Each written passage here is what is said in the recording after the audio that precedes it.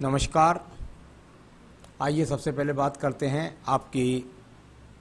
यहाँ पर एक महिला का हाथ मेरे सामने है जो 30 वर्षीय महिला हैं और इनकी यदि मैं कनिष्ठा उंगली की बात करता हूँ कि सूर्य के पहले पर्व तक पहुँच गई, अर्थात तीव्र बुद्धि, भाषा शैली में तीव्रता और साथ ही साथ जब ये इतनी गहराई तक पहुँच जाए तो मानसिक चिंताएं बहुत होती हैं।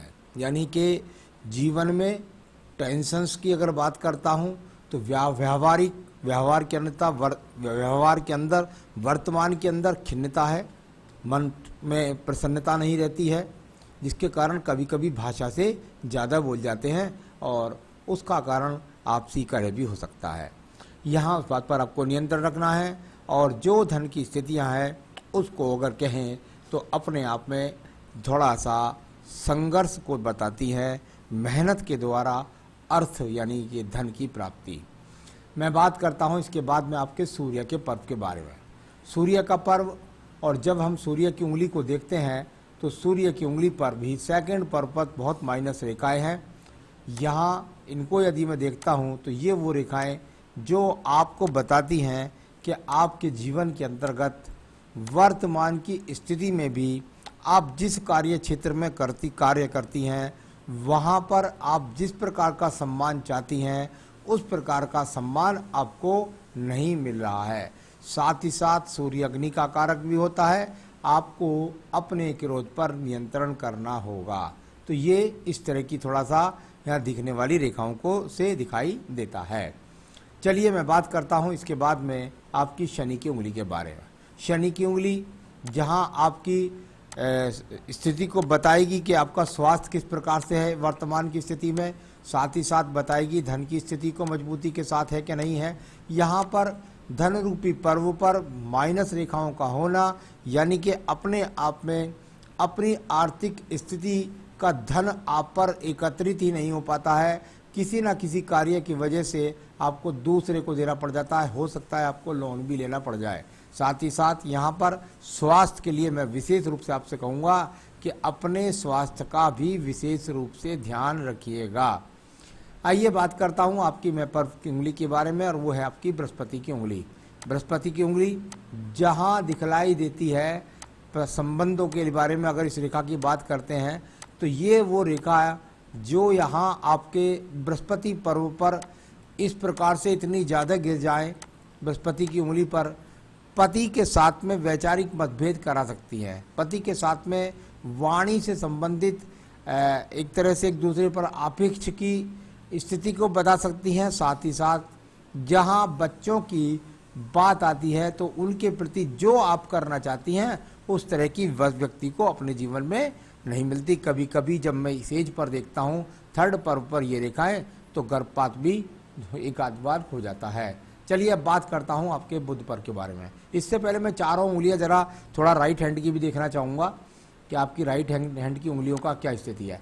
वही माइनस रेखाएं आपके बिल्कुल राइट हैंड की चारों उंगलियों पर वहाँ भी विराजमान है, यानी जो मैं फल वहाँ पर कह रहा हूँ वही फल वर्तमान की स्थिति में यहाँ पर मजबूती के साथ में मौजूद है। अब बात करूँगा मैं आपके यहाँ पर राइट हैंड की तरफ, यानी कुल मिलाकर थोड़ा राइट हैंड पर चलते हैं। और यहाँ पर जब मैं देखता हूँ तो पूरे बुध पर्वत पर इस प्रकार से तलवारबाजी हो रही है, यानी ये इस तरह का बन जाना, जब इस तरह की बात आती है तो ये अपने आप में ये बहुत ज़्यादा स्थिति अच्छी नहीं कहलाती। इसका कारण बताते हैं आपको क्या है। भले ही आप राज्य सरकार से नौकरी में हैं, लेकिन सवाल इस बात का है क्या आप वहाँ से संतुष्ट हैं, क्या आपको वहाँ पर इतना सम्मानजनक ओहदा है या वहाँ आपका मन लगता है। इस तरह की पूरा का पूरा पर्वत जब इस प्रकार रेखाओं से खंडित हो जाए तो ये समझ लीजिए कि ना तो आपको धन से संपन्नता वहाँ महसूस करती हैं, ना ही साथ वहाँ पर आपका मन लगता है, या आप ऐसा कह सकते हैं कि मन के अंदर खिन्नता रहती है और जो धन है उसके आने से पहले ही उसके जाने के रास्ते आपके पास लगे रहते हैं, यानी उससे आपकी जीवन की आवश्यकता पूरी होनी काफ़ी नहीं है। चलिए मैं बात करता हूँ इसके बाद में आपके बुध पर्व के बारे में। बुध का पर्व और सूर्य का पर्व, और सूर्य का पर्व पर जब हम चलेंगे तो आपने कहा है सूर्य पर्वत पर बाएं हाथ में हैज का चिन्ह है। पहले बाएं हाथ को देख लेता हूं जरा। बाएं हाथ में हैज का चिन्ह, चलिए आपने इस तरीके से बना दिया होगा। मैं देखता हूं कि ये करके ऐसे करके आपने बनाया होगा। यहाँ ये हैज का चिन्ह आपने इस प्रकार से बना दिया होगा। यानी ये अगर मैं इसको कहता हूं तो मेरे हिसाब से मैं इसको हैज का चिन्ह नहीं कहता हूं, ये हैज का चिन्ह नहीं है। और यदि इसकी बात करता हूं तो इसको मैं ऐसा कह सकता हूं कि जब दो रेखाएं आड़ी काटने वाली हों और ज़्यादा रेखाएं खड़ी होने वाली हों तो संघर्ष करके, ऐसा नहीं है कि बहुत आसानी से आपने अपनी जॉब को पाया है। यहाँ दूसरे पर्वत पर भी यदि मैं देखता हूँ तो नीचे ट्रायंगल्स सा बनता नज़र आ रहा है और इस ट्रायंगल्स के बाद ऊपर जाके मछली का चिन्ह यानी पतंग का चिन्ह ये बन गया है। काइट का जो चिन्ह बना है यहाँ पर, इस काइट के चिन्ह की वजह से आपको और नीचे वाले ट्रायंगल्स की वजह से आपको सरकारी नौकरी मिली। कुल मिलाकर के इसमें भी बहुत सारी आड़ी तिरछी रेखाएं यहाँ पर मौजूद है। ऐसा नहीं है, आपने अपने जीवन में कितना संघर्ष किया है, कितनी मेहनत की है, तब जाके आपको अपने आप को प्रूव किया है। तो ये कोई बहुत आसानी से सरकारी नौकरी मिलने वाला योग नहीं था यहाँ पर। तो ये इस प्रकार की जो रेखाएं हैं वो यहाँ बहुत संघर्ष के साथ में व्यक्तियों को राज्य सरकार की नौकरियों को दिलाती हैं। तो कुल मिलाकर इस प्रकार के यहाँ पर चिन्ह आपके राइट हैंड से और लेफ्ट हैंड में वो कोई हैज का चिन्ह नहीं था, वो मैंने बता दिया उसका क्या फल था। तो चलिए अब बात करते हैं यहाँ पर आपके अगले पर्व की, और उसको बोलते हैं शनि का पर्व। धन का पर्व और धन के पर्व में ब्रैकेट्स का डलना और उसके बाद भी उनको माइनस रेखाओं का काटना। आप यदि अपनी तरीके से आ जाएं तो इसमें कम से कम कितने सारे चतुर्भुज बना देंगी। कुल मिलाकर के यहाँ पर मैं इनको आड़ी रेखाओं का परोक्ष ही मानता हूँ।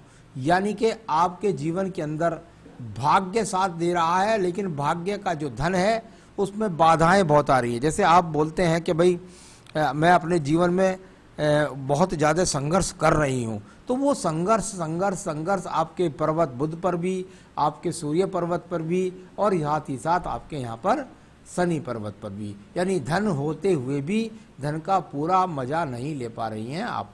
अब बात करता हूँ इसके बाद बृहस्पति पर्व के बारे में। बृहस्पति का पर्व, और यदि बृहस्पति पर्व की बात करता हूँ तो इससे जो रेखाएं जब शनि पर्व को जाएं तो व्यक्ति बुद्धिक क्षमता के द्वारा अपने जीवन के अंदर धन की आगमन को प्राप्त करता है। इन रेखाओं का जाना अपने आप में वाणी के द्वारा, ज्ञान के द्वारा धन का प्राप्त करना अच्छे संकेत है। पूजा पाठ भी करती है, पूजा भावी भी है, ईश्वर की कृपा भी है, पति से भी कैसे भी संबंध है लेकिन कोई ऐसी खराब स्थिति नहीं आएगी। तो ये सब यहाँ पर स्थितियाँ इस प्रकार से बृहस्पति पूरा अनुकूल निकला, ये अपने आप में बहुत अच्छी बात है। आइए बात करता हूँ आपकी हृदय रेखाओं के बारे में। हृदय रेखा, और यदि हृदय रेखा को देखेंगी तो आप बहुत सारी डबलिंग रेखा दिखाई देंगी, बहुत सारी यहाँ पर नीचे गिरने वाली, उठने गिरने वाली, यानी कि आप कहें तो बिल्कुल निश्चित रूप से मैं कह सकता हूँ कि लगे हल्के हल्के क्रॉसिस। मन बहुत दुखी है, साथ ही साथ यहाँ भी इशारा निकलता है कि स्वास्थ्य को आपको बहुत ज़्यादा ध्यान रखकर चलना होगा। आपको अपने स्वास्थ्य का विशेष रूप से ध्यान रखना चाहिए।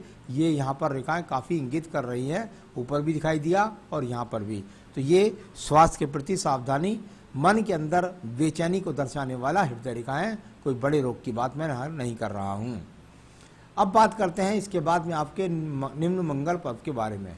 निम्न मंगल पर्व और बहुत सारी रेखाएं एक दूसरे को काट रही हैं। इसको बोल देते हैं भाई आपने मेहनत कर रहे हैं और मेहनत का आपको फल नहीं मिल रहा है। यानी कुल मिलाकर संघर्ष करने वाली रेखाएं तो बहुत हैं, साहस करने वाली रेखाएं तो बहुत हैं, भाग दौड़ तो बहुत है आपके जीवन के अंतर्गत। लेकिन अगर आप यदि वर्तमान के हिसाब से देखें तो उस संघर्ष से जो फलित रेखा निकलनी चाहिए वो आपके पास नहीं दिखलाई देती। यानी मेहनत मेहनत मेहनत, भाग दौड़, पूरा दिन निकल जाता है और पूरा दिन कब निकल जाता है आपको पता भी नहीं लगता होगा, इतना आपके जीवन के अंदर संघर्ष बना हुआ है। अब बात करते हैं इसके बाद में आपकी बुद्धि रेखा के बारे में। यदि आप बुद्धि रेखा को देखेंगी तो ये बुद्धि रेखा इस तरीके से जाकर और ये यहाँ इस प्रकार से गई, ये मंगल पर्वत से निकलकर एक रेखा का शाखा इससे निकली। यानी कि इसका संबंध हुआ कि आपके जीवन के अंदर या तो बहुत भागदौड़ रोजाना अप डाउन के कारण, या फिर ऐसा कह सकते हैं कि दूर स्थान से जुड़ करके आपकी बुद्धि को आपको काम करना पड़ता है। यहाँ पर मंगल पर्वत से बहुत सारी रेखाएं निकले तो बिल्कुल निश्चित रूप से इतनी स्थिति तक आपके जीवन में कभी ऐसा हुआ हो तो भगवान न करे ऐसा हो, लेकिन ऐसी रेखाएं झगड़े झंझट मुकदमों को भी करा देती है। तो कुल मिलाकर अगर ऐसी स्थिति है तो उस पर आपको थोड़ा सा ध्यान रखना है। तो ये हो सकता है पिछले समय में ऐसी स्थिति आपके जीवन के अंदर आई हो। तो ये इस प्रकार से मंगल पर्वत है। तो आपको थोड़ा झगड़े झंझट से मुकदमों से रास्ते में चलते समय ध्यान से चलना है, एक्सीडेंट हो जाना। कभी कभी मंगल पर्वत पर इतनी सारी रेखाएं होती हैं तो कई बार गर्भ गिरने के योग भी माने जाते हैं। यहाँ से आपकी रेखाएं चंद्र पर्वत की बहुत ज़्यादा एक दूसरे को काटने वाली रेखाएं हैं। मानसिक टेंशन्स के लिए नीचे बनने वाले एक्स भी है, ज़रा ध्यान रखना होगा, क्योंकि ये वो रेखाएं हैं जिनके द्वारा जीवन में संघर्ष होता है, मन में शांति नहीं रहती है, पूरा हाथ में बार बार ये बात निकल करके आपके हाथ से दिखलाई देती है। अब बात करते हैं आपके पास आपकी बुद्धि रेखा के बारे में। बुद्धि रेखा और यहाँ से चल कर के इस तरीके से और सीधा सीधा बुध पर्व को पहुँच गई। इसके बीच में भी इनको बहुत सारी रेखाओं ने काटा है, यानी आपकी बुद्धि का उपयोग करके आप दूर स्थान से भी जुड़ी हैं, लेकिन यहाँ कुल मिलाकर के आपके जीवन में आसानी से आपने सब कुछ नहीं पाया है। ये बुद्धि रेखाएं भी बहुत ज़्यादा द्रवित हैं। आज भी आप मानसिक टेंशन्स का काफ़ी शिकार दिखलाई पड़ती है। तो ये हुआ इस प्रकार से इन रेखाओं का फल। अब बात करते हैं इसके बाद में हम आपके यहाँ पर शुक्र पर्व के बारे में। शुक्र पर्व थोड़ा जब चंद्र पर्वत से छोटा हो जाए तो इसे कहते हैं भाई लग्जीरियस जीवन नहीं है। वर्तमान की स्थिति में बहुत संघर्ष कर रही हैं अपने लग्जीरियस जीवन को बनाने के लिए। जो संपन्नता की चीज़ है वो अभी आपके पास में दिखलाई नहीं पड़ती है। तो ये इस प्रकार से आपने दिखलाया। यहाँ तो संतान रेखाएं स्पष्ट नहीं दिखाई दे रही हैं। चलो मैं सवालों में देखूंगा उस चीज़ को। तो ये आपके आयु रेखा पर चलते हैं। अंदर की तरफ बहुत सारी यहाँ भाग्य रेखा की बात हो रही है। तो ये देखिए, ये दूर स्थान से जुड़ करके भाग्य बना, इस प्रकार से चला गया। पहले भी आपके जीवन में संघर्ष किया और ये लास्ट रेखा आपकी जो लास्ट तक चल रही है, यानी जो जॉब आपकी है वो अंत समय तक चलती चली जाएगी और ये जीवन के अंत समय तक आपका साथ देगी। तो चलिए, ये सब यहाँ पर जो रेखाओं का फल है वो मैंने बोला।